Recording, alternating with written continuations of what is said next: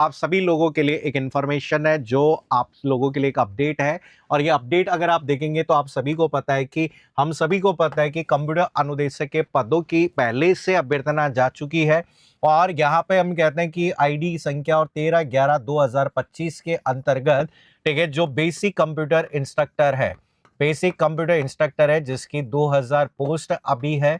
और senior computer instructor की बात करेंगे तो यहाँ पे पोस्ट की संख्या जो है, ठीक है, आपके 315 पोस्ट के लिए गया था, लेकिन यहाँ पे आपके फाइनेंस ने इसे 300 पदों के लिए किया है।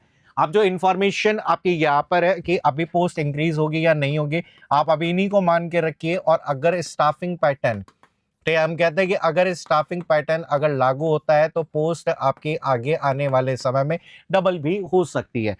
अब देखो, ये जो इन्फॉर्मेशन है, ये इन्फॉर्मेशन अगर आप देखेंगे तो आपकी थोड़ी सी इन्फॉर्मेशन मैं दे देता हूं। ये हमारे पास में इन्फॉर्मेशन है और इस इन्फॉर्मेशन में जो आपकी कहानी है, आपके पास में ये है। तो यहाँ पे देखो, आपके जो भी प्रक्रियाधीन भर्तियां हैं उन सभी भर्तियों की जानकारी मांगी गई थी, जिसमें वाहन चालक एग्जाम आपका हो चुका है। वाहन चालक एग्जाम चतुर्थ श्रेणी का एग्जाम हो चुका है। कनिष्ठ सहायक 2024।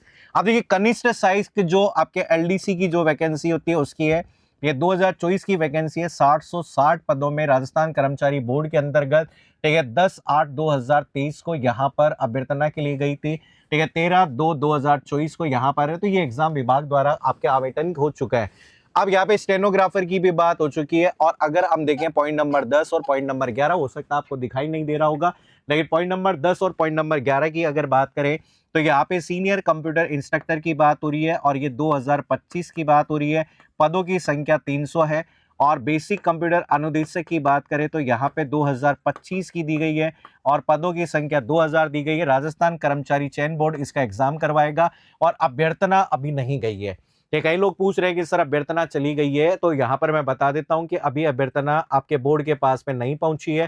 तो जैसे ही बोर्ड के पास में अभ्यर्थना पहुंचेगी वैसे ही आपका नोटिफिकेशन जो है वो क्या हो जाएगा, जारी। अगर आप यहाँ पे देखेंगे तो यहाँ पर ये आपका कमेंट अगर आप देखेंगे तो शासन के पत्र दिनांक 18/11/2025 द्वारा स्वीकृति प्राप्त हो चुकी है।